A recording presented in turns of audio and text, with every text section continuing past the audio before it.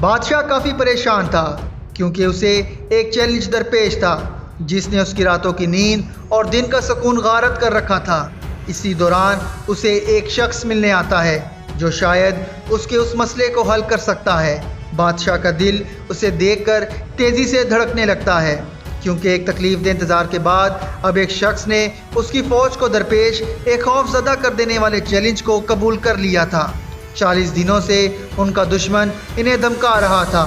جب بھی وہ اس کی فوج کو للکارتا تو اس کے سپاہی اس کے سامنے سے بھاگ جاتے، مگر اب کسی نے اس دیو ہیکل دشمن کا سامنا کرنے کا فیصلہ کر لیا تھا۔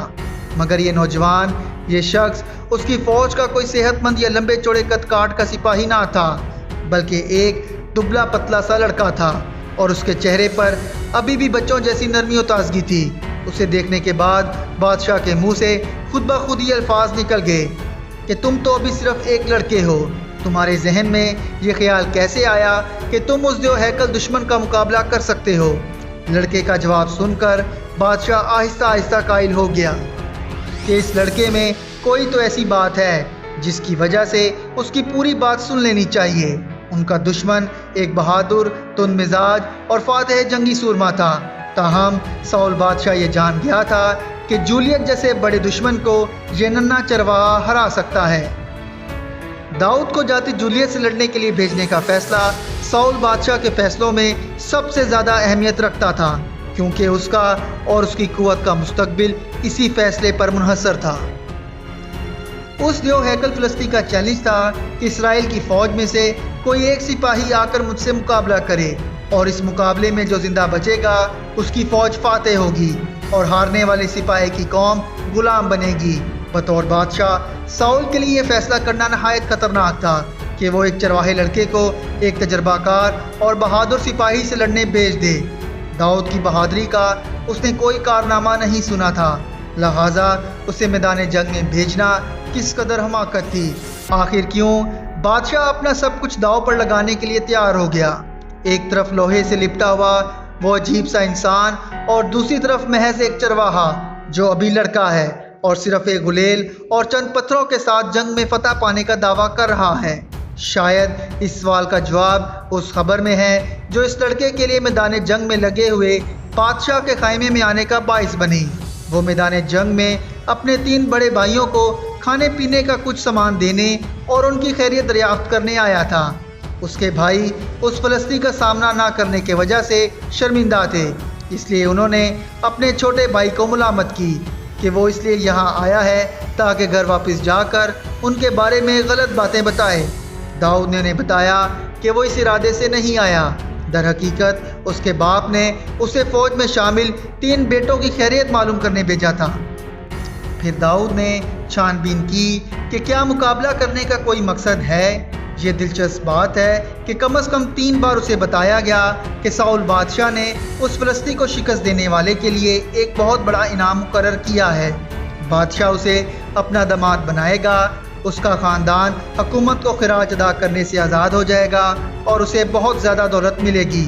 اس کے باوجود بادشاہ کے کسی سپاہی کو تحریک نہ ملی کہ وہ بہادری کا مظاہرہ کر کے اتنا بڑا انعام حاصل کرے۔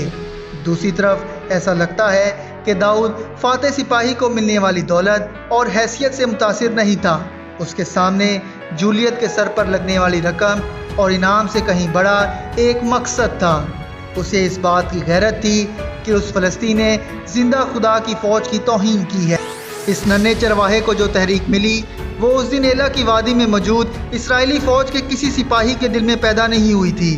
بیت الحم کی پہاڑیوں پر گھومتے ہوئے اس نے جس ہستی کی محبت میں زبور لکھے اور گائے تھے، وہ محبت شہزادیوں سے شادی کرنے، اپنے خاندان کی خراج سے آزادی اور دولت مند بننے سے کہیں زیادہ شدید تھی۔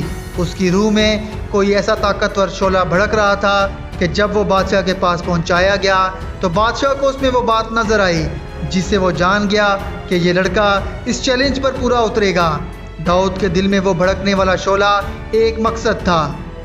مقصد عام لوگوں کو ایسے مرد و خواتین بنا دیتا ہے جو اپنی راہ میں حائل ہر بڑی رکاوٹ کے باوجود تبدیلی لا سکتے ہیں۔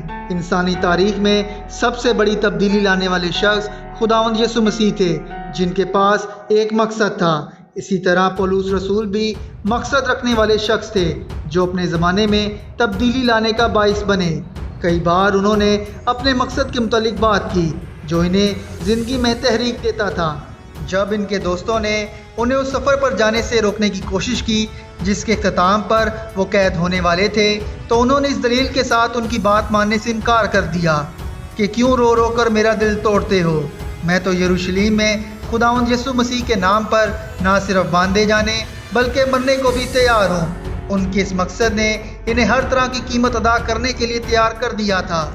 لیکن دوستو، افسوس کی بات اور المیہ یہ ہے کہ ہم میں سے بہت سے لوگوں کو خدا کے مقصد اور خدا کی مرضی سے آگاہ ہونے کی ضرورت ہے، کیونکہ جب ہم خدا کے مقصد اور مرضی کو جاننے کی اور پورا کرنے کی کوشش کریں گے تو خدا آپ کے لیے کامیابی کے دروازے کھول دے گا۔ اگر آپ اس فانی دنیا میں تبدیلی لانا چاہتے ہیں تو خدا سے مدد مانگے کہ وہ آپ کے اندر مقصد کی روح پھونکے۔ خدا ہمیں بامقصد زندگی گزارنے کا فضل بخشے۔ آمین۔